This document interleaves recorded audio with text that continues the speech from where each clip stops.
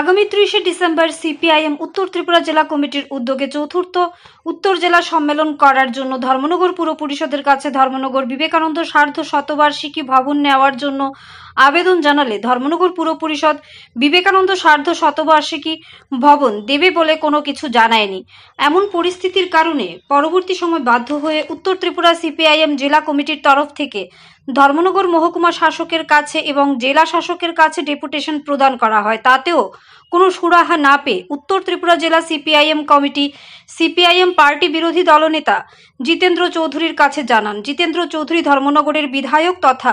বিধানসভার অধ্যক্ষ বিশ্ববন্ধু সেনের কাছে কথা বলেন এবং বিধায়ক বিশ্ববন্ধু সেন বলেন, ওনারা যদি 30 তারিখ না করে 31 তারিখ করেন তাহলে আমি কথা বলে দেখি এবং উনি সিপিআইএম পার্টির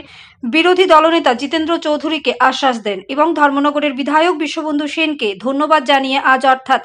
বৃহস্পতিবার সন্ধ্যায় এক সাংবাদিক সম্মেলন করে উত্তর ত্রিপুরা সিপিআইএম জেলা কমিটি। এই সম্মেলনে উপস্থিত ছিলেন সিপিআইএম জেলা সম্পাদক অমিতাভ দত্ত, প্রাক্তন মন্ত্রী বিজিতা নাথ, তাছাড়া উপস্থিত ছিলেন 57 যুবরাজনগর বিধানসভা কেন্দ্রের বিধায়ক শৈলেন্দ্র চন্দ্রনাথ এবং উপস্থিত ছিলেন মহকুমা সম্পাদক রতন রায় সহ একাধিক সিপিআইএম কর্মী সমর্থকেরা। এদিকে জেলা সম্পাদক অমিতাভ দত্ত এও বলেন, ওনারা আশাবাদী 31 তারিখ ধর্মনগর পুর পরিষদ বিশ্ববন্ধু সেনের কথাকে গুরুত্ব দিয়ে ওনাদেরকে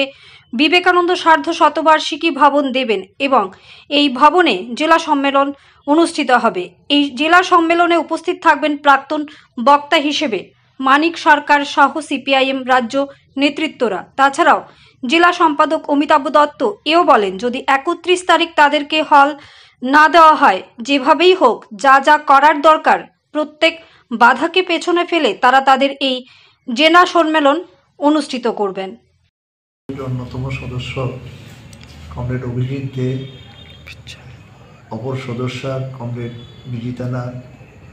আমাদের মধ্যে উপস্থিত আছেন ত্রিপুরা বিধানসভার সম্মানিত বিধায়ক শৈলেন্দ্র চন্দ্রনাথ, পার্টির ধর্মনগর মহকুমা কমিটির সম্পাদক কমরেড রতন রায়, এছাড়াও পার্টির উত্তর জেলা সম্পাদক মণ্ডলীর সদস্য